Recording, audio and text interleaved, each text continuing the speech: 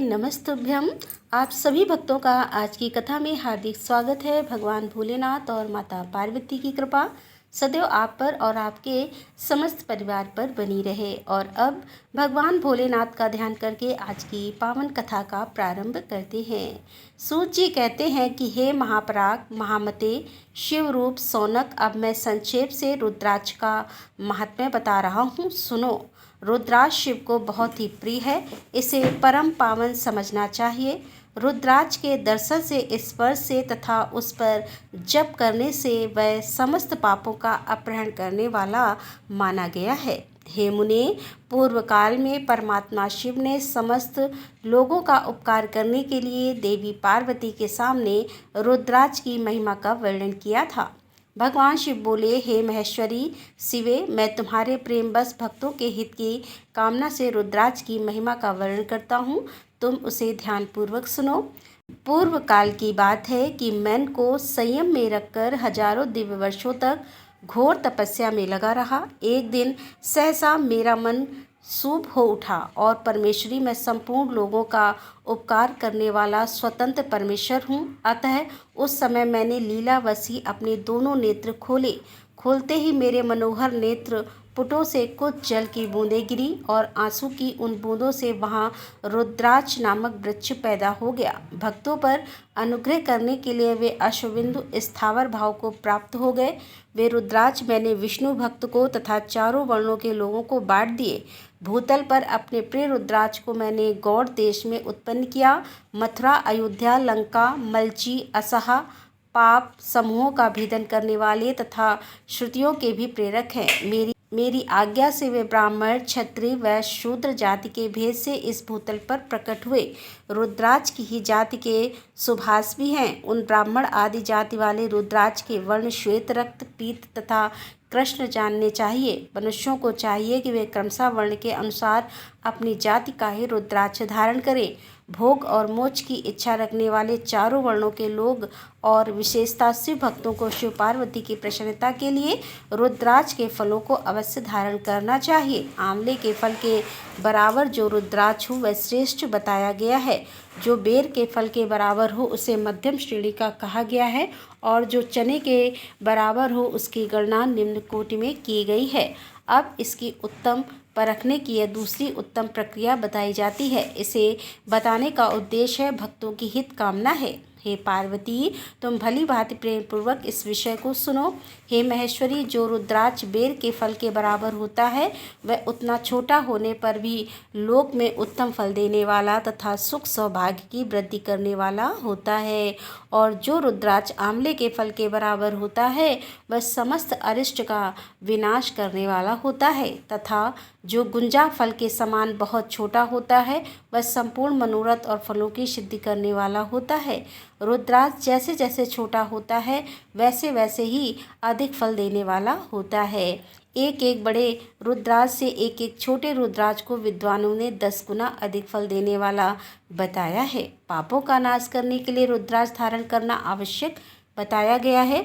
रुद्राक्ष की महिमा बताते हुए भगवान शिव कहते हैं कि वह निश्चय ही संपूर्ण अविष्ट चिंतन माला नहीं दिखाई देती है। देवी समान आकार प्रकार वाले चिकने, मजबूत, स्थूल, कंटक युक्त, उभरे हुए छोटे छोटे दाने वाले और सुंदर रुद्राक्ष अभिलषित पदार्थों के दाता तथा सदैव भोग और मोक्ष देने वाले होते हैं।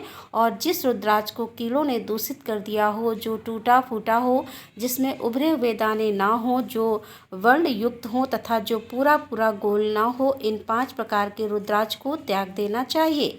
जिस रुद्राक्ष में अपने आप ही डोरा पिरोने के योग छिद्र हो गया हो वही उत्तम माना गया है। और जिस रुद्राक्ष में मनुष्य के प्रत्न से छेद किया गया हो वह मध्यम श्रेणी का होता है। रुद्राक्ष धारण करना बड़े बड़े पातकों का नाश करने वाला माना गया है।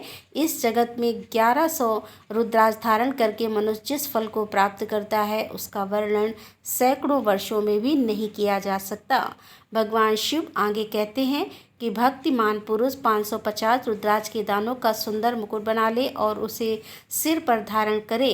360 दानों का लंबे सूत्र में पिरोकर एक हार बना ले और वैसे वैसे 3 बाहर बनाकर भक्तिपरायण पुरुष उनका यज्ञोपवीत तैयार करे और उसे यथास्थान धारण किए रहे। इसके बाद किस अंग में कितने रुद्राक्ष धारण करने चाहिए यह बताकर सूत जी बोले कि महर्षियों, सिर पर ईशान मंत्र के कानों में तत्पुरुष मंत्र से तथा गले में और हृदय में अघोर मंत्र से रुद्राक्ष धारण करना चाहिए। विद्वान पुरुष दोनों हाथों में अघोर बीज मंत्र से रुद्राक्ष धारण करें और उदर पर वामदेव मंत्र से 15 रुद्राक्ष द्वारा गुत्थी हुई माला धारण करें अथवा अंगों सहित प्रणव का 5 बार जप करके रुद्राक्ष की 3, 5 या 7 मालाएं धारण करें। उसके मूल मंत्र है नमः शिवाय से ही समस्त रुद्राक्ष को धारण करें। रुद्राक्षधारी पुरुष अपने खान पान में मदिरा, मांस, लहसुन, प्याज, सहजन और लिसोड़ा आदि को त्याग दे। गिरिराज नंदिनी उसमें श्वेत रुद्राक्ष केवल ब्राह्मणों को ही धारण करना चाहिए और गहरे लाल रंग का रुद्राक्ष क्षत्रियों के लिए हितकर बताया गया है। वैश्य के लिए प्रतिदिन बारंबार पीले रुद्राक्ष को धारण करना आवश्यक है और शूद्रों को काले रंग का रुद्राक्ष धारण करना चाहिए। यह वेदोक्त मार्ग है। ब्रह्मचारी, वानप्रस्थ, गृहस्थ और सन्यासी सबको नियम पूर्वक रुद्राक्ष धारण करना चाहिए। इसे धारण करने का सौभाग्य बड़े पुण्य से प्राप्त होता है। हे देव, मैं पहले आंवले के बराबर और फिर उससे भी छोटे रुद्राक्ष धारण करें, जो रोगी हो, जिनमें दाने ना हो, जिन्हें कीड़ों ने खा लिया हो और जिनमें पिरोने योग्य छेद ना हो।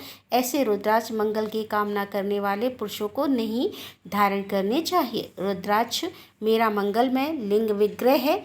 यह अंत गोगत्वा चने के बराबर लघु पर होता है और सूक्ष्म यानी कि छोटे रुद्राक्ष को ही सदा प्रशस्त माना गया है। सभी आश्रमों में समस्त वर्णों, स्त्रियों और शूद्रों को भी भगवान शिव की आज्ञा के अनुसार सदैव रुद्राक्ष धारण करना चाहिए। यतियों के लिए प्रणव के उच्चारण पूर्वक रुद्राक्ष धारण का विधान है, जिसके ललाट में त्रिपुंड लगा हो और सभी अंग रुद्राक्ष से विभूषित हो तथा जो मृत्युंजय मंत्र का जप कर रहा हो, उसका दर्शन करने से साक्षात रुद्र के दर्शन का फल प्राप्त होता है।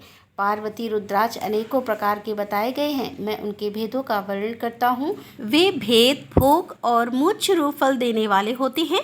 हे पार्वती, तुम उत्तम भक्तिभाव से उनका परिचय सुनो। एक मुख वाला रुद्राक्ष साक्षात शिव का स्वरूप है।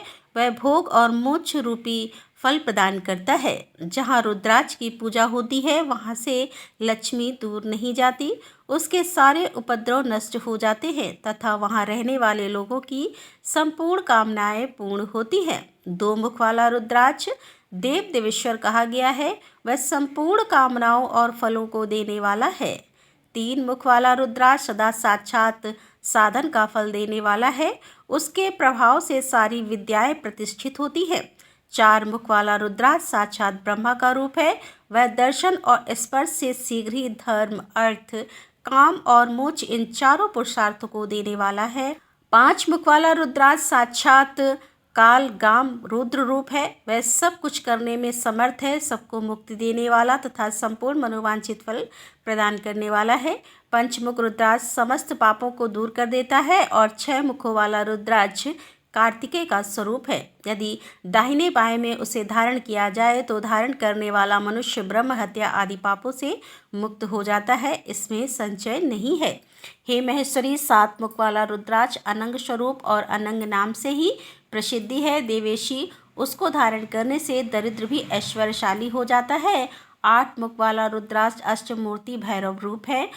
उसको धारण करने से मनुष्य पूर्णायुक्त होता है और मृत्यु के पश्चात शूलधारी शंकर को जाता है। 9 मुख वाले रुद्राक्ष को भैरव तथा कपिल मुनि का प्रतीक माना गया है अथवा 9 रूप धारण करने वाली महेश्वरी दुर्गा उसकी अधिष्ठात्री देवी मानी गई है।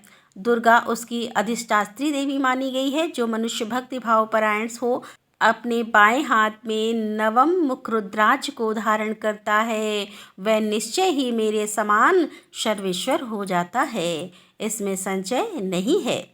हे महेश्वरी, 10 मुख वाला रुद्राक्ष साक्षात भगवान विष्णु का रूप है। हे देवेशी, उसको धारण करने से मनुष्य की संपूर्ण कामनाएं पूर्ण हो जाती हैं। परमेश्वरी, 11 मुख वाला जो रुद्राक्ष होता है वह रुद्र रूप है। उसको धारण करने से मनुष्य सर्वत्र विजय होता है और 12 मुख वाले रुद्राक्ष को केश प्रदेश में धारण करें। उसके धारण करने से मानव मस्तक पर 12 आदित्य विराजमान हो जाते हैं। 13 मुख वाला रुद्राक्ष विश्वदेव देवों का स्वरूप है। उसको धारण करके मनुष्य संपूर्ण अभिष्ट को पाता है तथा सौभाग्य और मंगल लाभ करता है। 14 मुख वाला जो रुद्राक्ष होता है वह परम शिव रूप है। उसे भक्ति पूर्वक मस्तक पर धारण करें, इससे समस्त पापों का नाश हो जाता है। हे गिरिराज कुमारी, इस प्रकार मुखों के भेद से रुद्राक्ष के 14 भेद बताए गए हैं। अब तुम क्रमशः उन रुद्राक्ष के धारण करने के मंत्रों को प्रसन्नता पूर्वक सुनो। पहला है ओम ह्रीम नमः, दूसरा ओम नमः, तीसरा ओम क्लीम नमः, चौथा ओम ह्रीम नमः, पांचवा ओम ह्रीम नमः, छठा ओम ह्रीम हूम नमः, सातवां है ओम ह्रूम नमः, आठवां है ओम ह्रूम नमः, नौवां है ओम ह्रीम नूम नमः, 10वां है ओम ह्रीम नमः, 11वां है ओम ह्रीम भूम नमः, 12वां है ओम क्रोम क्षौम रोम नमः और 13वां है ओम ह्रीम नमः, 14वां है ओम नमः। इन 14 मंत्रों द्वारा क्रमशः 1 से लेकर 14 मुख वाले रुद्राक्ष को धारण करने का विधान है। साधक को चाहिए कि वह निंद्रा और आलस का त्याग करके श्रद्धा भक्ति से संपन्न हो संपूर्ण मनोरथ की सिद्धि के लिए उक्त मंत्रों द्वारा उन रुद्राक्ष को धारण करे। रुद्राक्ष की माला धारण करने वाले पुरुष को देखकर भूत प्रेत पिशाची डाकनी शाकनी तथा जो अन्य द्रोह काल आदि हैं वह सबके सब दूर भाग जाते हैं। जो कृत्रिम अविचार आदि प्रयुक्त होते हैं वे सब भी रुद्राक्षधारी को देखकर संशय को दूर खिसक जाते हैं। पार्वती रुद्राक्ष माला भारी पुरुष को देखकर शिव भगवान विष्णु देवी दुर्गा गणेश सूर्य तथा अन्य देवता भी प्रसन्न हो जाते हैं। हे महेश्वरी, इस प्रकार रुद्राक्ष की महिमा को जानकर धर्म की वृद्धि के लिए भक्ति पूर्वक उक्त मंत्रों द्वारा विधिवत उसे धारण करना चाहिए। हे मुनीश्वर, भगवान शिव ने देवी पार्वती के सामने जो कुछ कहा था वह सब तुम्हारे प्रश्न के अनुसार मैंने कह सुनाया है। हे मुनिवर, मैंने तुम्हारे समक्ष इस विदेश्वर संहिता का वर्णन किया है। इस संहिता संपूर्ण सिद्धियों को देने वाली तथा भगवान शिव की आज्ञा से नित्य मोक्ष प्रदान करने वाली है। दोस्तों, अब तक आपने सुना विदेश्वर संहिता का वर्णन और अब आप सुनेंगे रुद्र संहिता। रुद्र संहिता के प्रथम अध्याय में ऋषियों के प्रश्न के उत्तर में नारद ब्रह्मा संवाद की अवतारणा करते हुए सूत जी का उन्हें नारद मोह का प्रसंग सुनाना और काम विजय के गर्व से युक्त हुए नारद का शिव ब्रह्मा तथा विष्णु के पास जाकर अपने तप का प्रभाव बताना जो विश्व की उत्पत्ति स्थिति और लय आदि के एकमात्र कारण है। गौरी गिरिराज कुमारी उमा के पति हैं, तत्वज्ञान है, जो माया के आश्रय होकर भी उससे अत्यंत दूर हैं तथा जिनका स्वरूप अचित्त है, उन विमल बोध स्वरूप भगवान शिव को मैं प्रणाम करता हूँ। मैं स्वभाव से ही उन अनादि शांत स्वरूप एकमात्र पुरुषोत्तम शिव की वंदना करता हूँ जो अपनी माया से इस संपूर्ण विश्व की सृष्टि करके आकाश की भांति इसके भीतर और बाहर भी स्थित है। जैसे लोहा चुंबक से आकृष्ट होकर उसके पास ही लटका रहता है, उसी प्रकार यह सारा जगत सदा सब ओर और जिसके आसपास ही भ्रमण करते रहते हैं। जिन्होंने अपने से ही इस प्रपंच को रचने की विधि बताई थी, जो सबके भीतर अंतर्यामी रूप से विराजमान है तथा जिनका अपना स्वरूप अत्यंत गुण है, उन भगवान शिव की मैं सादर वंदना करता हूँ। व्यास जी कहते हैं, जगत के पिता भगवान शिव जगन माया कल्याण में पार्वती तथा उनके पुत्र गणेश को नमस्कार करके हम इस पुराण का वर्णन करते हैं। एक समय की बात है कि नैमिषारण्य में निवास करने वाले शौनक आदि सभी मुनियों ने उत्तम भक्ति भाव के साथ सूत जी से पूछा। ऋषि बोले, महाभागु जी, विदेश्वर संहिता की जो साध्य साधना खंड नाम वाली शुभ एवं उत्तम कथा है उसे हम लोगों ने सुन लिया। उसका आदि भाग बहुत ही रमणीय है तथा वह शिव भक्तों पर भगवान शिव का वात्सल्य स्नेह प्रकट करने वाली है। हे विद्वान, अब आप भगवान शिव के परम उत्तम स्वरूप का वर्णन कीजिए, साथ ही शिव और पार्वती के दिव्य चरित्रों का पूर्ण रूप से श्रवण कराइए। हम पूछते हैं कि निर्गुण महेश्वर लोक में सगुण रूप कैसे धारण करते हैं। हम सब लोग विचार करने पर भी शिव के तत्व को नहीं समझ पाते। सृष्टि के पहले भगवान शिव किस प्रकार अपने स्वरूप से स्थिर होते हैं, फिर सृष्टि के मध्यकाल में वे भगवान किस तरह कीड़ा करते हुए सम्यक व्यवहार बर्ताव करते हैं और षष्ठ कल्प का अंत होने पर वे महेश्वर देव किस रूप में स्थिर रहते हैं और लोक कल्याणकारी शंकर कैसे प्रसन्न होते हैं और प्रसन्न हुए महेश्वर अपने भक्तों तथा दूसरों को कौन सा उत्तम फल प्रदान करते हैं, यह सब आप हमसे कहिए। हमने सुना है कि भगवान शिव शीघ्र प्रसन्न हो जाते हैं। वे महान दयालु हैं, इसीलिए अपने भक्तों का कष्ट नहीं देख सकते। ब्रह्मा, विष्णु और महेश ये तीन देवता शिव के ही अंग से उत्पन्न हुए हैं। उनके प्राकट्य की कथा तथा उनके विषय चरित्रों का वर्णन कीजिए। हे प्रभु, आप देवी उमा के आविर्भाव और विवाह की भी कथा कहिए और विशेषकर उनके गृहस्थ धर्म का और अन्य लीलाओं का भी वर्णन कीजिए। निष्पाप सूत जी, हमारे प्रश्न के उत्तर में आपको यह सब तथा दूसरी बातें भी अवश्य कहनी चाहिए। तब सूत जी ने कहा कि हे मुनिवर, आप लोगों ने बड़ी ही उत्तम बात पूछी है। भगवान सदाशिव की कथा में आप लोगों की जो आंतरिक निष्ठा हुई है, इसके लिए आप धन्यवाद के पात्र हैं। ब्राह्मणों, भगवान शंकर का गुणवान सात्विक, राजस और तामस तीनों ही प्रकृति के मनुष्यों को सदा आनंद प्रदान करने वाला है। पशुओं की हिंसा करने वाले निष्ठुर कसाई के सिवा दूसरा कौन पुरुष उस गुणावा को सुनने से ऊब सकता है जिसके मन में कोई तृष्णा नहीं है। ऐसे महात्मा पुरुष भगवान शिव के गुणों का गान करते हैं, क्योंकि वह गुणावती संसार रूपी रोग की दवा है। मन तथा कानों को प्रिय लगने वाली और संपूर्ण मनोरथ को देने वाली हे ब्राह्मणों, आप लोगों के प्रश्न के अनुसार मैं यथा बुद्धि प्रयत्नपूर्वक शिव लीला का वर्णन करता हूँ। आप आदरपूर्वक सुने। जैसे आप लोग पूछ रहे हैं, उसी प्रकार देवर्षि नारद जी ने शिव रूपी भगवान विष्णु से प्रेरित होकर अपने पिता से पूछा था। अपने पुत्र नारद का प्रश्न सुनकर शिव भक्त ब्रह्मा जी का चित्त प्रसन्न हो गया था और वे उन मुनि शिरोमणि को हर्ष प्रदान करते हुए प्रेम पूर्वक भगवान शिव के यश का गान करने लगे।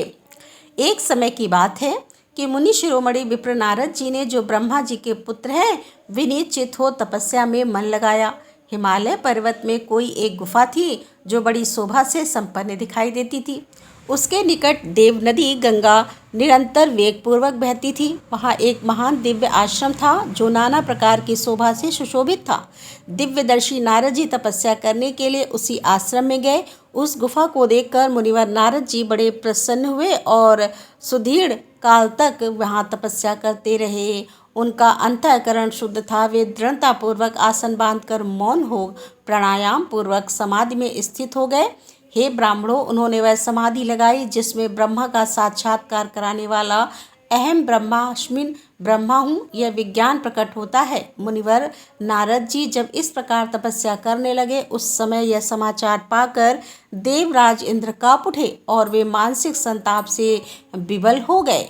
यह नारद मुनि मेरा राज्य लेना चाहते हैं। मन ही मन ऐसा सोचकर इंद्र ने उनकी तपस्या में विघ्न डालने के लिए प्रयत्न करने की इच्छा की। उस समय देवराज ने अपने मन से कामदेव का स्मरण किया और स्मरण करते ही कामदेव आ गए। महेंद्र ने उन्हें नारद जी के तपस्या में विघ्न डालने का आदेश दिया। यह आज्ञा पाकर कामदेव बसंत को साथ ले बड़े गर्व से उस स्थान पर गए और उसका अपना उपाय करने लगे। उन्होंने वहां शीघ्र ही अपनी सारी कलाएं रच डाली। बसंत ने भी मदम होकर अपना प्रभाव अनेक प्रकार से प्रकट किया। मुनिवर कामदेव और बसंत के अथक प्रयत्न करने पर भी नारद मुनि के चित्त में विकार उत्पन्न नहीं हुआ।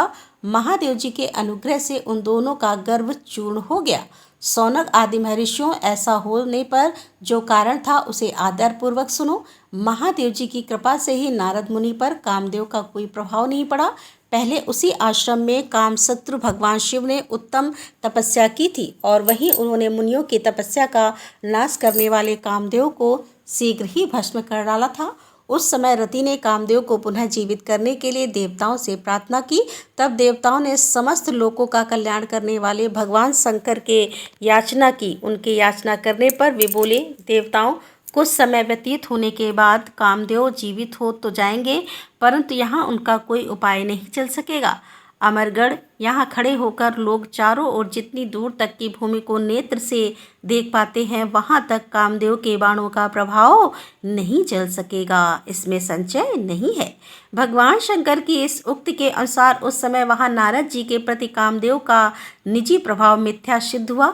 वे शीघ्र ही स्वर्ग लोक में इंद्र के पास लौट गए। वहाँ कामदेव ने अपना सारा वृतांत और मुनि का प्रभाव कह सुनाया। तत्पश्चात इंद्र की आज्ञा से वे वसंत के साथ अपने स्थान को लौट गए। उस समय देवराज इंद्र को बड़ा ही विस्मय हुआ। उन्होंने नारद जी की भूरी भूरी प्रशंसा की, परंतु शिव की माया से मोहित होने के कारण वे उस पूर्व वृतांत को स्मरण ना कर सके। वास्तव में इस संसार के भीतर सभी प्राणियों के लिए शंभु की माया को जानना अत्यंत कठिन है। जिसने भगवान शिव के चरणों में अपने आप को समर्पित कर दिया, उस भक्त को छोड़कर से सारा जगत उनकी माया से मोहित हो जाता है।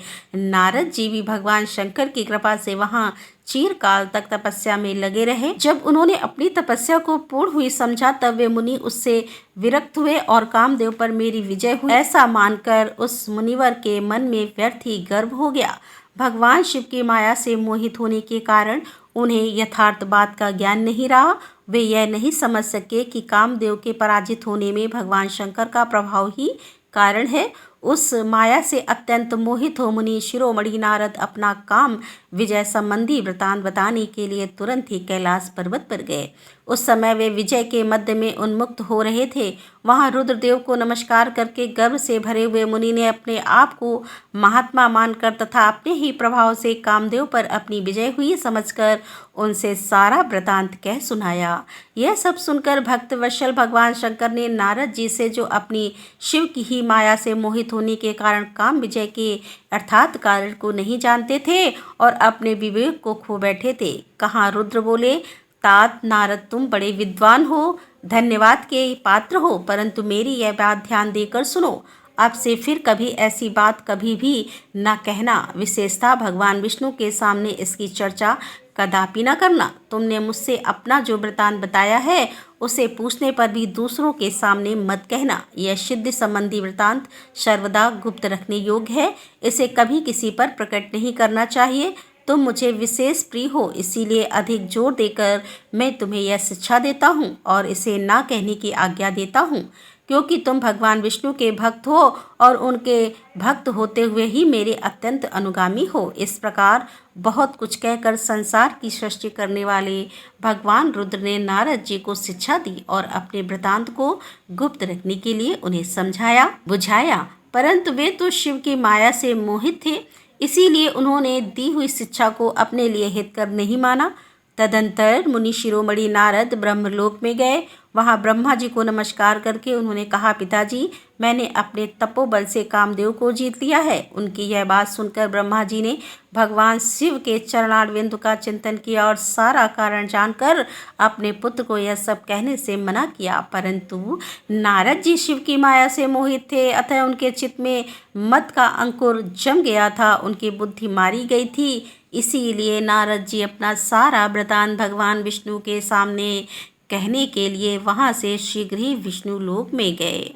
नारद जी को आते हुए देखकर भगवान विष्णु बड़े आदर से उठे और शीघ्र ही आगे बढ़कर उन्होंने मुनि को हृदय से लगा लिया। मुनि के आगमन का क्या हेतु है इसका उन्हें पहले से ही पता था। नारद जी को अपने आसन पर बिठाकर भगवान शिव के चरणारविंद का चिंतन करके श्रीहरि ने उनसे पूछा। भगवान विष्णु बोले, हे तात, कहाँ से आते हो? यहाँ किस लिए तुम्हारा आगमन हुआ है? मुनि श्रेष्ठ, तुम धन्य हो, तुम्हारे शुभागमन से मैं पवित्र हो गया। भगवान विष्णु का यह वचन सुनकर गर्व से भरे हुए नारद मुनि ने मन से मोहित होकर अपना सारा वृतांत बड़े अभिमान के साथ कह सुनाया। नारद मुनि का वह अहंकार युक्त वचन सुनकर मन ही मन भगवान विष्णु ने उनकी काम विजय के यथार्थ कारण को पूर्ण रूप से जान लिया। तत्पश्चात श्री विष्णु बोले कि हे मुनि श्रेष्ठ, तुम धन्य हो, तपस्या के तो भंडारी ही हो, तुम्हारा हृदय भी बड़ा उदार है। हे मुने, जिसके भीतर भक्ति ज्ञान और वैराग्य नहीं होते, उसी के मन में समस्त दुखों को देने वाले काम मोह आदि विकार शीघ्र उत्पन्न होते हैं। तुम तो नैतिक ब्रह्मचारी हो और सदा ज्ञान वैराग से युक्त रहते हो, फिर तुम में काम विकार कैसे आ सकता है?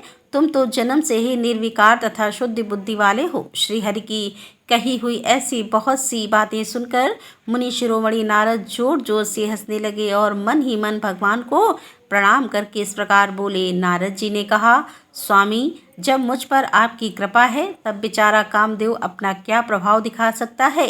ऐसा कहकर भगवान के चरणों में मस्तक झुकाकर इच्छा अनुसार विचारने वाले नारद मुनि वहां से चले गए। सूत जी कहते हैं, महर्षियों, जब नारद मुनि इच्छा अनुसार वहां से चले गए तब भगवान शिव की इच्छा से माया विशारद श्री हरि ने तत्काल अपनी माया प्रकट की। उन्होंने मुनि के मार्ग में एक विशाल नगर की रचना की जिसका विस्तार 100 योजन था। वह अद्भुत नगर बड़ा ही मनोहर था। भगवान ने उसे अपने बैकुंठ लोक के भी अधिक रमणीय बनाया था। नाना प्रकार की वस्तुएं उस नगर की शोभा बढ़ाती थी और वहां स्त्रियों और पुरुषों के लिए बहुत से विहार स्थल थे। वह श्रेष्ठ नगर चारों वर्णों के लोगों से भरा था। वहां शील निधि नामक ऐश्वर्यशाली राजा राज्य करते थे। वह अपनी पुत्री का स्वयंवर करने के लिए उद्यत थे, अतः उन्होंने महान उत्सव का आयोजन किया था। उनकी कन्या का वरण करने के लिए उत्सुक होकर चारों दिशाओं से बहुत से राजकुमार पधारे थे जो नाना प्रकार की वेशभूषा तथा सुंदर शोभा से प्रकाशित हो रहे थे। उन राजकुमारों से वह नगर भरा पूरा दिखाई देता था। ऐसे सुंदर राजनगर को देखकर नारद जी मोहित हो गए। वे राजा शील निधि के द्वार पर गए। तब मुनि शिरोमणि नारद को आया देखकर महाराज शील निधि ने श्रेष्ठ रत्नम सिंहासन पर बिठाकर उनका पूजन किया। तत्पश्चात अपनी सुंदरी कन्या को, जिनका नाम श्रीमती था, बुलवाया और उससे नारद जी के चरणों में प्रणाम करवाया। उस कन्या को देखकर नारद मुनि चकित हो गए और बोले, राजन, यह देव कन्या के समान सुंदरी महाभागा कन्या कौन है? उनकी यह बात सुनकर राजा ने हाथ जोड़कर कहा कि हे मुनि, यह मेरी पुत्री है। इसका नाम श्रीमती है और अब इसके विवाह का समय आ गया है। यह अपने लिए सुंदर वर चुनने के निमित्त स्वयंवर में जाने वाली है। इसमें सब प्रकार के शुभ लक्षण लक्षित होते हैं। महर्षि, आप इसका भाग्य बताइए। राजा के इस प्रकार पूछने पर काम से विवल हुए मुनि श्रेष्ठ नारद उस कन्या को प्राप्त करने की इच्छा मन में लिए राजा को संबोधित करके इस प्रकार बोले, भोपाल, आपकी यह पुत्री समस्त शुभ लक्षणों से संपन्न है, परम सौभाग्यवती है। अपने महान भाग्य के कारण यह धन्य है और साक्षात लक्ष्मी की भांति समस्त गुणों की आगार है। इसका भावी पति निश्चय ही भगवान शंकर के समान वैभवशाली, सर्वेश्वर, किसी से पराजित न होने वाला और भी काम विजय तथा संपूर्ण देवताओं में श्रेष्ठ होगा। ऐसा कहकर राजा से विदा ले इच्छा अनुसार विचरने वाले नारद मुनि वहां से चल दिए। वे काम के वशीभूत हो गए थे। शिव की माया ने उन्हें विशेष मोह में डाल दिया था। वे मुनि मन ही मन सोचते लगे कि मैं इस राजकुमारी को कैसे प्राप्त करूं। स्वयंवर में आए हुए नरेशों को छोड़कर यह एकमात्र मेरा ही वरण करे, ऐसे कैसे संभव हो सकता है? समस्त नारियों की सौंदर्य सर्वदा प्रिय होता है। सौंदर्य को देखकर ही वह प्रसन्नतापूर्वक मेरे अधीन हो सकती है, इसमें संशय नहीं है। ऐसा विचार कर काम से बेवल हुए मुनिवर नारद भगवान विष्णु का रूप ग्रहण करने के लिए तत्काल उनके लोक में जा पहुँचे। वहाँ भगवान विष्णु को प्रणाम करके वे इस प्रकार बोले कि हे भगवान, मैं एकांत में आपसे सारा वृतांत कहूँगा। तब बहुत अच्छा कहकर लक्ष्मीपति श्री हरि नारद जी के साथ एकांत में जा बैठे और बोले, मुने, अब आप अपनी बात कहिए। तब नारद जी ने कहा कि भगवान, आपके भक्त जो राजा शील निधि हैं, वे सदा धर्म पालन में तत्पर रहते हैं। उनकी एक विशाल लोचना कन्या है जो बहुत ही सुंदरी है। उसका नाम श्रीमती है और वह विश्व मोहिनी के रूप में विख्यात है और तीनों लोकों में सबसे अधिक सुंदरी है। हे प्रभु, आज मैं शीघ्र ही उस कन्या से विवाह करना चाहता हूँ। राजा शील निधि ने अपनी पुत्री की इच्छा से स्वयंवर रचाया है, इसीलिए चारों दिशाओं से वहाँ शस्त्रों राजकुमार पधारे हैं।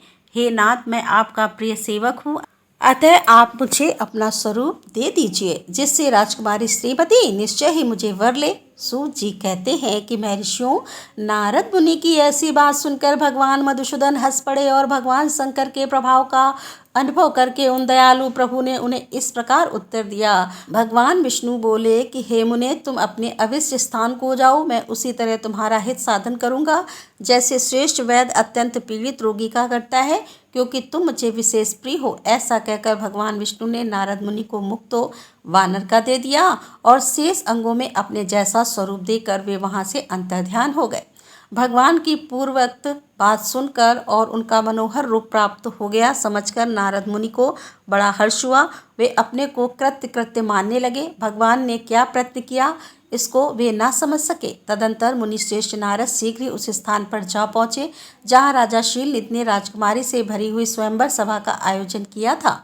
हे विप्र, राजपूत से घिरी हुई वह दिव्य स्वयंवर सभा दूसरी इंद्र सभा के समान अत्यंत शोभा पा रही थी। नारद जी उस राजसभा में जा बैठे और वहां बैठकर प्रसन्न मन से बार बार यही सोचने लगे कि मैं भगवान विष्णु के समान रूप धारण किए हुए हूँ, अतः वह राजकुमारी अवश्य मेरा ही वरण करेगी, दूसरे का नहीं। मुनिश्रेष्ठ नारद को यह ज्ञात नहीं था कि मेरा मुँह कितना कुरूप है।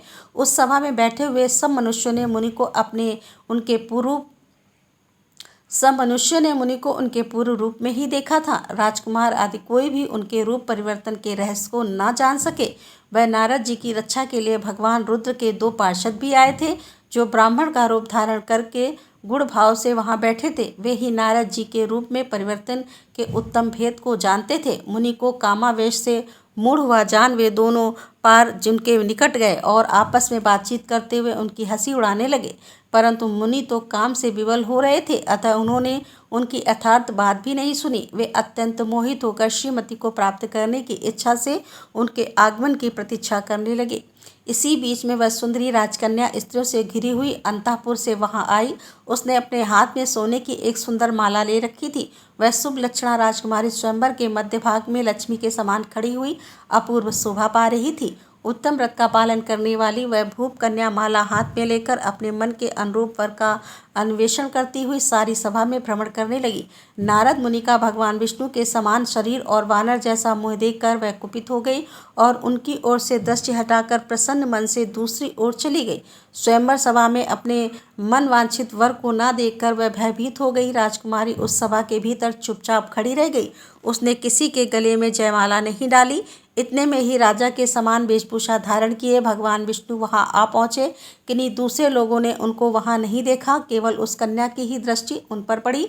भगवान को देखते ही उस परम सुंदरी राजकुमारी का मुख प्रसन्नता से खिल उठा। उसने तत्काल ही उनके कंठ में वह माला पहना दी। राजा का रूप धारण करने वाले भगवान विष्णु उस राजकुमारी को साथ लेकर तुरंत अदृश्य हो गए और अपने धाम जा पहुंचे। इधर सब राजकुमार श्रीमती की ओर से निराश हो गए और नारद मुनि तो काम वे से आतुर हो रहे थे, इसीलिए वे अत्यंत विफल हो उठे। तब वे दोनों विप्र रूपधारी ज्ञान विशारद रुद्रगण काम विवल नारद जी से उसी क्षण बोले। रुद्रगणों ने कहा कि हे नारद मुने, तुम व्यर्थ ही काम से मोहित हो रहे हो और सौंदर्य के बल से राजकुमारी को पाना चाहते हो। अपना वानर के समान घृणित मुँह तो देख लो। सूत जी कहते हैं कि महर्षियों, उन रुद्रगणों का यह वचन सुनकर नारद जी को बड़ा विस्मय हुआ। वे शिव की माया से मोहित थे। उन्होंने दर्पण में अपना मुँह देखा। वानर के समान अपना मुँह देखकर वे तुरंत ही क्रोध से जल उठे और माया से मोहित होने के कारण उन दोनों शिवगणों को वहां श्राप देते हुए बोले कि अरे, तुम दोनों ने मुझे ब्राह्मण का उपहास किया है, अतः तुम ब्राह्मण के वीर से उत्पन्न राक्षस हो जाओ। ब्राह्मण की संतान होने पर भी तुम्हारे आकार राक्षस के समान ही होंगे। इस प्रकार अपने लिए श्राप सुनकर वे दोनों ज्ञान शिरोमणि शिवगण मुनि को मोहित जानकर कुछ नहीं बोले। वे ब्राह्मणों वे सदा सब घटनाओं में भन्न शिव की ही इच्छा मानते थे, इसलिए उदासीन भाव से वे अपने स्थान को चले गए और वहां जाकर भगवान शिव की स्तुति करने लगे। सूत जी कहते हैं कि महर्षियों, माया मोहित नारद मुनि उन दोनों शिवगणों को यथोचित श्राप देकर भी भगवान शिव के इच्छावश मोह निंद्रा से जाग ना सके। वे भगवान विष्णु के किए हुए कपट को याद करके मन में दुष्क्रोध लिए विष्णु लोक को गए और समधा पाकर प्रचलित हुए अग्निदेव की भांति क्रोध से जलते हुए बोले। उनका ज्ञान न हो गया था, इसीलिए वे दुर्वचन पूर्ण व्यंग सुनाने लगे। नारद जी ने कहा, हरे, तुम बड़े दुष्ट हो, कपटी हो और समस्त विश्व को मोह में डाले रहते हो। दूसरों का उत्साह या उत्कर्ष तुमसे सहा नहीं जाता। तुम मायावी हो, तुम्हारा अंतःकरण मलिन है। पूर्व काल में तुम्ही ने मोहिनी रूप धारण करके कपट किया, असुरों को वरुणी मदिरा पिलाई, उन्हें अमृत नहीं पीने दिया। छल कपट में ही अनुराग रखने वाले हरे, यदि महेश्वर रुद्र दया करके विष ना पी लेते तो तुम्हारी सारी माया उसी दिन समाप्त हो जाती। हे विष्णुदेव, कपटपूर्ण चाल तुम्हें अधिक प्रिय है। तुम्हारा स्वभाव अच्छा नहीं है, तो भी भगवान शंकर ने तुम्हें स्वतंत्र बना दिया है। तुम्हारी इस चाल ढाल को समझकर अब वे भगवान शिव भी पश्चाताप करते होंगे। अपनी वाणी रूप वेद की प्रामाणिकता स्थापित करने वाले महादेव जी ने ब्राह्मण को सर्वोपरि बताया। हरे, इस बात को जानकर आज मैं बलपूर्वक तुम्हें ऐसी सीख दूंगा जिससे तुम फिर कभी कभी कहीं भी ऐसा कर्म नहीं कर सकोगे। अब तक तुम्हें किसी शक्तिशाली या तेजस्वी पुरुष से पाला नहीं पड़ा था, इसीलिए आज तक तुम निडर बने हुए हो। परंतु विष्णु, अब तुम्हें अपनी करनी का पूरा पूरा फल मिलेगा। भगवान विष्णु से ऐसा कहकर माया मोहित नारद मुनि अपने ब्रह्म तेज का प्रदर्शन करते हुए क्रोध से खिन्न हो उठे और श्राप देते हुए बोले कि विष्णु, तुमने स्त्री के लिए मुझे व्याकुल किया है, तुम इसी तरह सबको मुँह में डालते रहते हो। यह कपटपूर्ण कार्य करते हुए तुमने जिस स्वरूप से मुझे संयुक्त किया था, उसी स्वरूप से तुम मनुष्य हो जाओ और स्त्री के वियोग का दुख भोगो। तुमने जिन वानरों के समान मेरा मुंह बनाया था, वे ही उस समय तुम्हारे सहायक होंगे और तुम दूसरों को स्त्री विरह का दुख देने वाले हो, अतः स्वयं भी तुम्हें स्त्री के वियोग का दुख प्राप्त हो और अज्ञान से मोहित मनुष्यों के समान तुम्हारी स्थिति हो। जब अज्ञान से मोहित हुए नारद जी ने मोहवश श्री हरि को इस तरह श्राप दिया, तब उन्होंने शंभु की माया की प्रशंसा करते हुए उस श्राप को स्वीकार कर लिया। तदंतर महालीला करने वाले शंभु ने अपनी उस विश्व मोहिनी माया को, जिसके कारण ज्ञानी नारद मुनि भी मोहित हो गए थे, खींच लिया। उस माया के तिरोहित होते ही नारद जी पूर्वता शुद्ध बुद्धि से युक्त हो गए। उन्हें पूर्वता ज्ञान प्राप्त हो गया और उनकी सारी व्याकुलता जाती रही। इससे उनके मन में बड़ा विस्मय हुआ। वे अधिकाधिक पश्चाताप करते हुए बारंबार अपनी निंदा करने लगे। उस समय उन्होंने ज्ञानी को भी मुँह में डालने वाली भगवान शंभु की माया की सराहना की। तदंतर यह जानकर कि माया के कारण ही मैं भ्रम में पड़ गया था और यह सब मेरा माया जनित भ्रम ही था, वैष्णव शिरोमणि नारद जी भगवान विष्णु के चरणों में गिर पड़े। तब भगवान श्री हरि ने उन्हें उठाकर खड़ा कर दिया और उस समय अपनी दुर्बुद्धि नष्ट हो जाने के कारण वे यूं बोले, नाथ, माया से मोहित होने के कारण मेरी बुद्धि बिगड़ गई थी, इसीलिए मैंने आपके प्रति बहुत दुर्वचन कहे हैं, आपको शाप तक दे डाला है। हे प्रभु, उस शाप को आप मिथ्या कर दीजिए। हाय, मैंने बहुत बड़ा पाप किया है, अब मैं निश्चय ही नरक में पड़ा हूँ। हरे, मैं तो आपका दास हूँ, बताइए मैं क्या उपाय, कौन सा प्रायश्चित करूँ जिससे मेरा पाप समूह नष्ट हो जाए और मुझे नरक में ना गिरना पड़े। ऐसा कहकर शुद्ध बुद्धि वाले मुनि शिरोमणि नारद जी पुनः भक्तिभाव से भगवान विष्णु के चरणों में गिर पड़े। उस समय उन्हें बड़ा पछतावा हो रहा था। तब श्री विष्णु ने उन्हें उठाकर मधुर वाणी में कहा। भगवान विष्णु बोले, तात खेत ना करते हुए तुम मेरे श्रेष्ठ भक्त हो, इसमें संशय नहीं है। मैं तुम्हें एक बात बताता हूँ, सुनो, उससे निश्चय ही तुम्हारा परम हित होगा। तुम्हें नरक में भी नहीं जाना पड़ेगा और भगवान शिव तुम्हारा कल्याण करेंगे। तुमने मत से मोहित होकर जो भगवान शिव की बात नहीं मानी थी, उसकी अवहेलना कर दी थी, उसी अपराध का भगवान शिव ने तुम्हें ऐसा फल दिया है, क्योंकि वे ही कर्मफल के दाता हैं। तुम अपने मन में यह दृढ़ निश्चय कर लो कि भगवान शिव की इच्छा से ही यह सब कुछ हुआ है। सबके स्वामी परमेश्वर शंकर ही हैं, गर्व को दूर करने वाले हैं। वे ही परम ब्रह्म परमात्मा है और उन्हीं का सच्चिदानंद स्वरूप से बोध होता है। वे निर्गुण और निर्विकार हैं, सत्वरज और तम इन तीनों गुणों से परे हैं। वे ही अपनी माया को लेकर ब्रह्मा विष्णु और महेश इन तीनों रूपों में प्रकट होते हैं। निर्गुण और सगुण भी वही हैं। निर्गुण अवस्था में उन्हीं का नाम शिव है। वे ही परमात्मा महेश्वर परम ब्रह्म अविनाशी अनंत और महादेव आदि नामों से जाने जाते हैं और उन्हीं की सेवा से ब्रह्मा जी जगत की सृष्टा हुए हैं और मैं तीनों लोकों का पालन करता हूँ। वे स्वयं ही रुद्र रूप से सदा सबका संहार करते हैं। वे शिव स्वरूप से सबके साक्षी हैं, माया से भिन्न और निर्गुण हैं। स्वतंत्र होने के कारण वे अपनी इच्छा के अनुसार चलते हैं और उनका आहार विहार आचार व्यवहार उत्तम है और वे भक्तों पर दया करने वाले हैं। नारद मुनि, मैं तुम्हें एक सुंदर उपाय बताता हूँ जो सुखद समस्त पापों का नाशक और सदा भोग एवं मोक्ष देने वाला है। तुम उसे सुनो। अपने सारे संचय को त्याग कर तुम भगवान शंकर के सुयश का गान करो और सदा अनन्य भाव से शिव के सत नाम श्रुत का पाठ करो। हे मुनि, तुम निरंतर उन्हीं की उपासना और उन्हीं का भजन करो, उन्हीं के यश को सुनो और गाओ तथा प्रतिदिन उन्हीं की पूजा अर्चना करते रहो। हे नारद, जो शरीर मन और वाणी द्वारा भगवान शंकर की उपासना करता है, उसे पंडित या ज्ञानी जानना चाहिए और वह जीवन मुक्त कहलाता है। भगवान शिव के इस नाम रूपी दावा नल से बड़े बड़े पातकों के असंख्य पर्वत अनायास ही भस्म हो जाते हैं। यह सत्य है, यह सत्य है, इसमें संशय नहीं है। जो भगवान शिव के नाम रूपी नौका का आश्रय लेते हैं, वे संसार सागर से पार हो जाते हैं। संसार के मूलभूत उनके सारे पाप निसंदेह नष्ट हो जाते हैं। हे महामुनि, संसार के मूलभूत जो पातक रूपी वृक्ष है उनका शिव नाम रूपी कुठार से निश्चय ही नाश हो जाता है। जो लोग पाप रूपी दावा नल से पीड़ित हैं उन्हें शिव नाम रूपी अमृत का पान करना चाहिए, और पाप दावा अग्नि से दग्ध होने वाले प्राणियों को उस शिव नामामु वेदों के अवलोकन करके पूर्ववर्ती विद्वानों ने यही निश्चय किया है कि भगवान शिव की पूजा ही उत्कृष्ट साधन तथा जन्म मरण रूपी संसार बंधन के नाश का उपाय है। आज से यत्नपूर्वक सावधान रहकर विधि विधान के साथ भक्ति भाव से नित्य निरंतर जगदम्बा पार्वती सहित महेश्वर सदाशिव का भजन करो और नित्य शिव की ही कथा सुनो और कहो तथा अत्यंत यत्न करके बारंबार शिव भक्तों का पूजन किया करो। हे मुनि श्रेष्ठ, अपने हृदय में भगवान शिव के उज्ज्वल चरणारविंद की स्थापना करके पहले शिव के तीर्थों में विचरते और हे मुनि, इस प्रकार परमात्मा शंकर के अनुपम महात्मा का दर्शन करते हुए अंत में आनंद वन काशी को जाओ। वह स्थान भगवान शिव को बहुत ही प्रिय है। वहाँ भक्तिपूर्वक विश्वनाथ जी का दर्शन पूजन करो। विशेषता उनकी स्तुति वंदना करके तुम निर्विकल्प संचय रहित हो जाओगे। नारद जी, इसके बाद तुम्हें मेरी आज्ञा से भक्तिपूर्वक अपने मनोरंजन की सिद्धि के लिए निश्चय ही ब्रह्मलोक को जाना चाहिए और वहाँ अपने पिता ब्रह्मा जी की विशेष रूप से स्तुति वंदना करके तुम्हें प्रसन्नतापूर्ण हृदय से बारंबार शिव महिमा के विषय में प्रश्न करना चाहिए। ब्रह्मा जी शिव भक्तों में श्रेष्ठ हैं। वे तुम्हें बड़ी प्रसन्नता के साथ भगवान शंकर का महात्म्य और सतनाम शोध भी सुनाएंगे।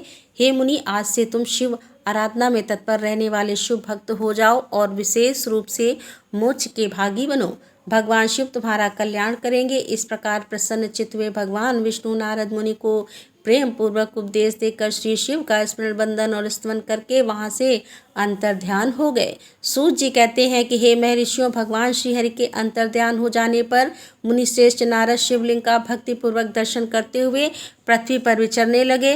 ब्राह्मणों के भूमंडल पर घूम फिरकर उन्होंने भोग और मोक्ष देने वाले बहुत से शिवलिंग का प्रेम पूर्वक दर्शन किया। दिव्यदर्शी नारद जी भूतल के तीर्थों में विचर रहे हैं और इस समय उनका चित्त शुद्ध है, यह जानकर वे दोनों शिवगण उनके पास गए। वे उनके दिए हुए शाप से उद्धार की इच्छा रखकर वहां गए थे। उन्होंने आदर पूर्वक मुनि के दोनों पैर पकड़ लिए और मस्तक झुकाकर भली भांति प्रणाम करके शीघ्र ही इस प्रकार कहा। शिवगण बोले, ब्राह्मण, तुम दोनों शिव के गण हैं। मुनि, हमने ही आपका अपराध किया है। जब राजकुमारी श्रीमती के स्वयंवर में आपका चित्त माया से मोहित हो रहा था, उस समय परमेश्वर की प्रेरणा से आपने हम दोनों को श्राप दे दिया था। तब वहाँ पर कुछ समय जानकर हमने चुप रह जाना ही अपनी जीवन रक्षा का उपाय समझा था। इसमें किसी का कोई दोष नहीं है, हमें अपने कर्म का ही फल प्राप्त हुआ है। हे प्रभु, अब आप प्रसन्न होइए और हम दोनों पर अनुग्रह कीजिए। नारद जी ने कहा, आप दोनों महादेव जी के गण हैं और सत्पुरुष के लिए परम सम्माननीय हैं। अतः मेरे मोह रहित एवं सुखदायक यथार्थ वचन को सुनिए। पहले निश्चय ही मेरी बुद्धि भ्रष्ट हो गई थी, बिगड़ गई थी और मैं सर्वदा मोह के वशीभूत हो गया था। इसीलिए आप दोनों को मैंने श्राप दे दिया। हे शिवगणों, मैंने जो कुछ कहा है वह वैसा ही होगा, तथापि मेरी बात सुनिए। मैं आपके लिए शाप उद्धार की बात बता रहा हूँ। आप लोग आज मेरे अपराध को क्षमा कर दें। मुनिवर, विश्वा के वीर से जन्म ग्रहण करके आप संपूर्ण दिशाओं से प्रसिद्ध कुंभकर्ण रावण राक्षस राज का पद प्राप्त करोगे और बलवान वैभव से युक्त तथा परम प्रतापी होगे। समस्त ब्रह्मांड के राजा होकर शिव भक्त एवं जितेंद्री होगे और भगवान शिव के ही दूसरे स्वरूप श्री हरि विष्णु के हाथों मृत्यु पाकर फिर से अपने पद पर प्रतिष्ठित हो जाओगे। तब सूत जी कहते हैं कि हे महर्षियों, महात्मा नारद मुनि की यह बात सुनकर वे दोनों शिवगण प्रसन्न हो आनंद के साथ अपने स्थान को लौट गए। श्री नारद जी भी अत्यंत आनंदित हो अनन्य भाव से भगवान शिव का ध्यान तथा शिव तीर्थों का दर्शन करते हुए बारंबार भूमंडल में विचरने लगे और अंत में वे सबके ऊपर विराजमान शिवप्रिया काशीपुरी में गए, जो शिव स्वरूपणी एवं शिव को सुख देने वाली है। काशीपुरी का दर्शन करके नारद जी कृतार्थ हो गए। उन्होंने भगवान काशीनाथ का दर्शन किया और परम प्रेम एवं परमानंद से युक्त हो उनकी पूजा की। काशी का सानंद सेवन करने वे मुनि श्रेष्ठ कृतार्थ का अनुभव करने लगे और प्रेम से विवल होकर उसका नमन वर्णन तथा स्मरण करते हुए ब्रह्मलोक को गए।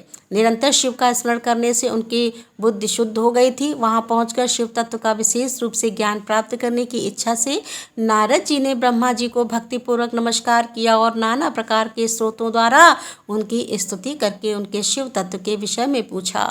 उस समय नारद जी का हृदय भगवान शंकर के प्रति भक्ति भाव से परिपूर्ण था।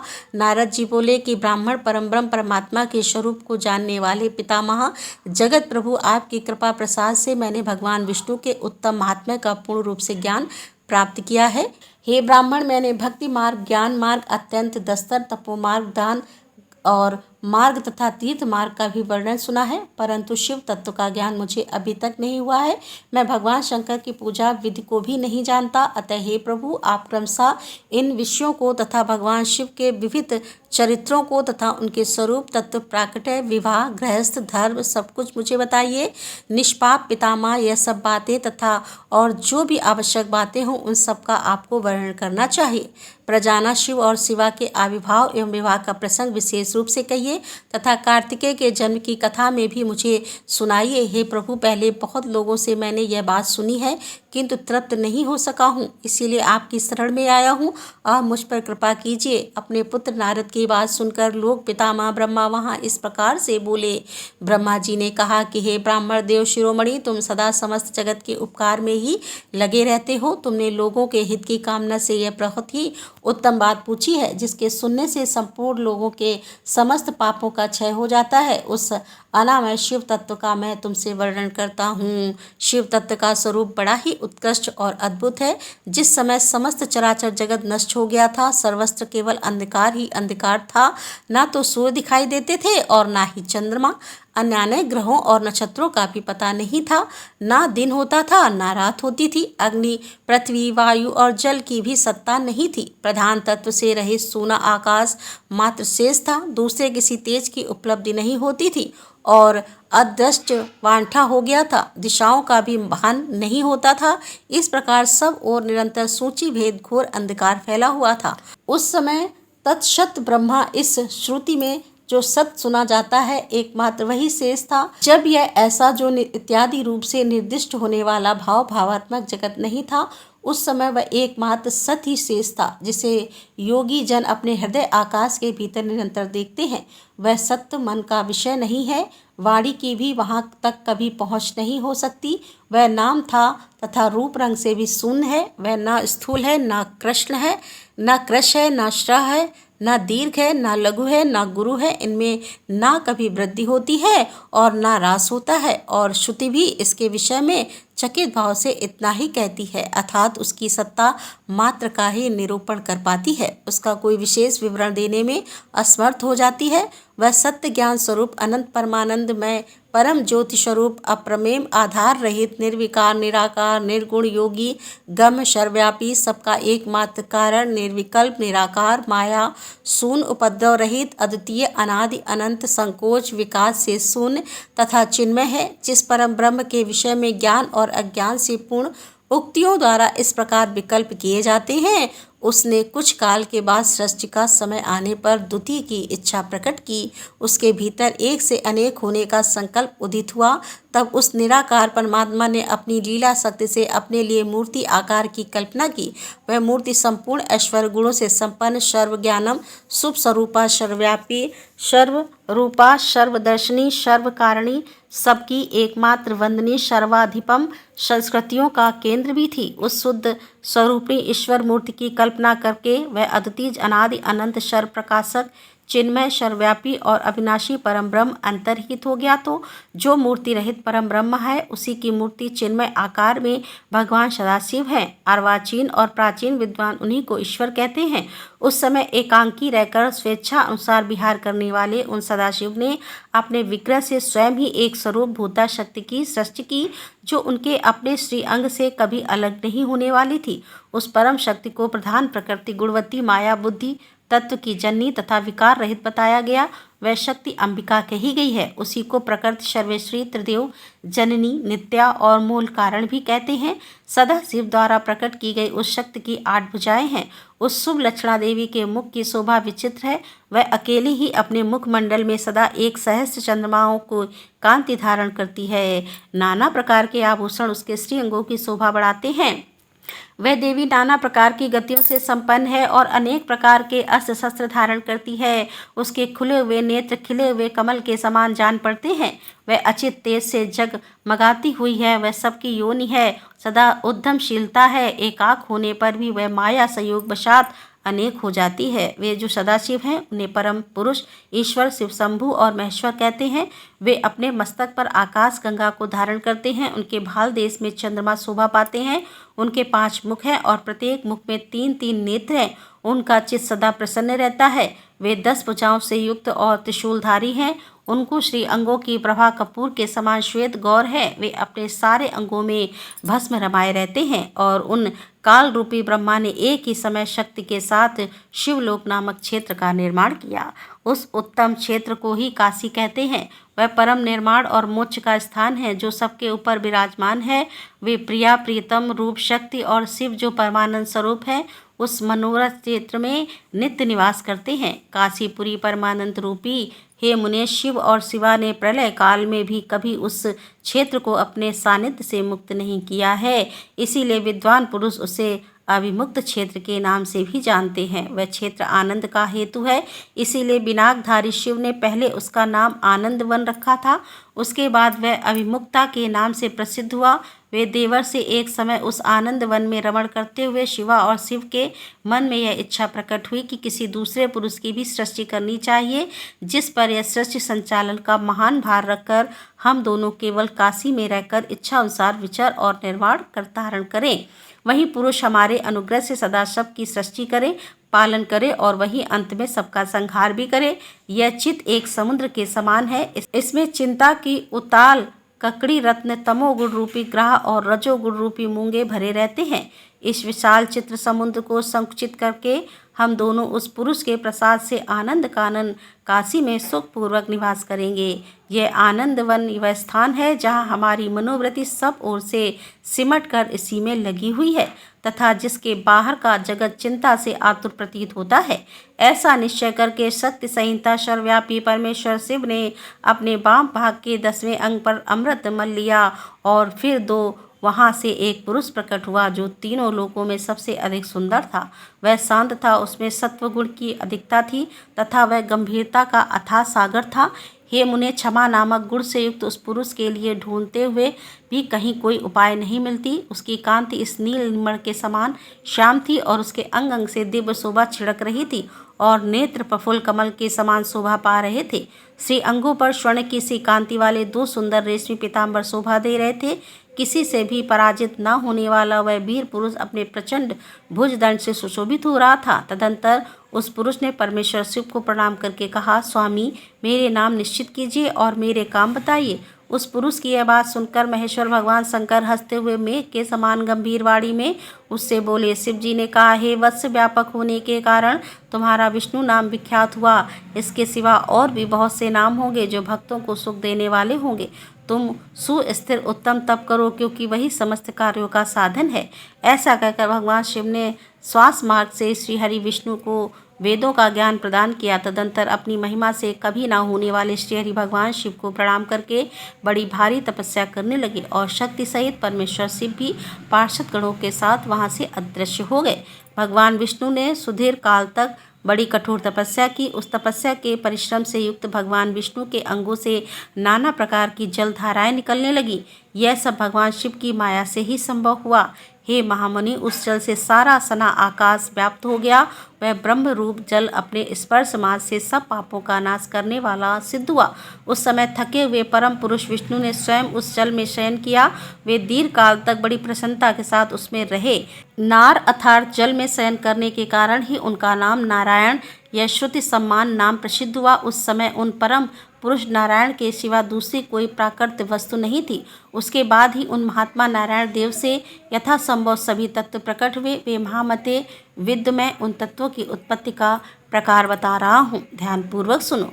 प्रकृति से मैं तत्व प्रकट हुआ और मैं तत्व से तीनों गुण। इन तीनों गुणों के भेद से ही त्रिविध अहंकार की उत्पत्ति हुई। अहंकार से 5 तन मात्राएं हुई और उन तन मात्राओं से 5 भूत प्रकट हुए। उसी समय ज्ञानेंद्रियों और कामेंद्रियों का भी प्रादुर्भाव हुआ।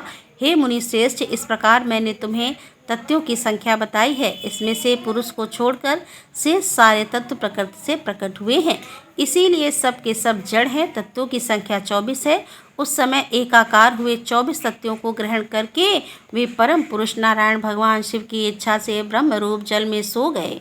ओम नमः शिवाय। श्री शिवाय नमस्तुभ्यम। दोस्तों, आज की कथा का यहीं पर समापन करती हूँ और मिलती हूँ कल की कथा में।